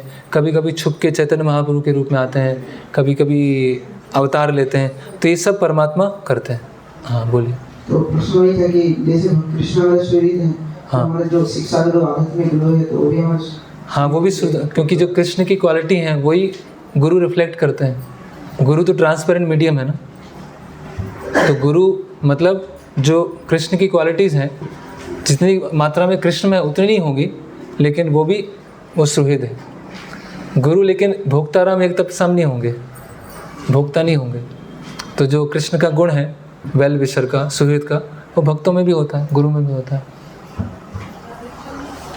इसलिए भक्तों से ही मित्रता, वास्तविक मित्रता होती है ना। मुझे एक क्वेश्चन था जी। गच्छति इति जगत, हाँ, गच्छति इति जगत बोल रहे हैं ना, तो वो समझ नहीं पाए वो क्या। मतलब जगत में तो चलता रहता है हाँ वो तो है, पर वो चल क्यों रहा है। मार्शल लॉ क्या, इकोनॉमिक्स का क्या उदाहरण दिए। हाँ, वो उदाहरण था, प्रभुपाद जी लिखते हैं कि जो कोई भी देश है उसमें आर्थिक विकास कैसे हो रहा है। आर्थिक विकास का कारण है पारिवारिक आसक्ति। पारिवारिक आसक्ति है, अब ये वस्तु भी चाहिए, ये भी चाहिए है, ये भी चाहिए है, यहाँ भी जाना है, वहाँ भी घूमना है, ये भी खरीदना है। तो अभी वो सब आएगा कैसे, आर्थिक विकास कैसे होगा। तो पारिवारिक आसक्ति ही देश के आर्थिक विकास का कारण ऐसा, और इसीलिए वो संसार चल रहा है, गच्छति इति जगत। मतलब कोई ऐसे शांति के लिए जो कार्य कर रहा है, तो उसमें गलत क्या है। हाँ कर सकता है, तो कर सकता है, मतलब ऐसा है, ये गलत क्या है। अच्छा, हाँ तो सही रूप से करे ना, भोक्ताराम यज्ञ तपसा उस तरह से करे ना। भक्ति भी शांति के लिए प्रयास करते हैं, भक्ति भी विश्व शांति के लिए प्रयास करें, लेकिन उनका प्रयास सही है ना। जैसे करुणा के लिए प्रयास करना, शांति के लिए प्रयास करना, भक्ति भी करते हैं, अभक्ति भी करते हैं, लेकिन उनका दृष्टिकोण बहुत छोटा होता है, भक्तों का दृष्टिकोण पूरा कंप्लीट होता है। तो आपने एक लोगों की मदद किया लेकिन दूसरों को मार रहे हैं, तो कैसे शांति होगी वो, ऐसी शांति कैसे होगी। मान लीजिए परिवार में 5 पुत्र हैं, 3 को तो खाने को दे दिया और 2 को पिटाई लगा दी, तो वो शांति कहलाएगी। पारिवारिक शांति होगी उससे, नहीं होगी उसकी। तो आप क्यों पशुओं को, पक्षियों को अलग समझ रहे हैं, उनको क्यों मार रहे हैं। क्या क्रिश्चियनिटी फैलाना। हाँ पता नहीं अब, हाँ जो हाँ ऐसे पूछ लीजिए जोर से। ये अपने को ये जो 26 श्लोक जो दिया है, तो ये मतलब गृहस्थ भक्त को ये श्लोक कैसे अप्लाई करेंगे उनके लिए? कौन सा 26 नंबर का कौन सा श्लोक क्या है? अष्टांग योग? नहीं 26 नंबर का काम क्रोध विमुक्तान। हाँ तो सबके लिए है वो तो। मतलब कैसे उसको समझेगा सर? क्योंकि इसमें लिखा है भौतिक कामनाओं से रहित, तो लेकिन जो गृहस्थ भक्त है तो उनको तो अर्थ उपार्जन के लिए नहीं, भौतिक कामना मतलब एंजॉयमेंट के लिए जो भी कर्तव्य वो तो करना ही है ना। भौतिक इच्छा छोड़ने का मतलब ये नहीं होता कि सब ब्रह्मचारी और सन्यासी बन जाएंगे। जैसे बहुत सारे गृहस्थ भक्त हैं, चाहे हम भागवतम में देखें, अभी जैसे युधिष्ठिर महाराज हैं, वो गृहस्थ हैं, वो तो राजा हैं, तो उनकी तो कितनी कामनाएं होंगी, ये करना है, ये करना है, ये मैनेजमेंट करना है, वो करना है, वो करना है। तो क्या वो भौतिक इच्छाओं से रहित नहीं है क्या? सारी इच्छाएं भगवान के लिए। तो इसी तरह से गृहस्थ है भगवान के लिए इच्छा, और जीव को पालन के लिए जो आवश्यक है वो कर रहे हैं। इस तरह से वो भी, तो ये श्लोक तो सबके लिए है।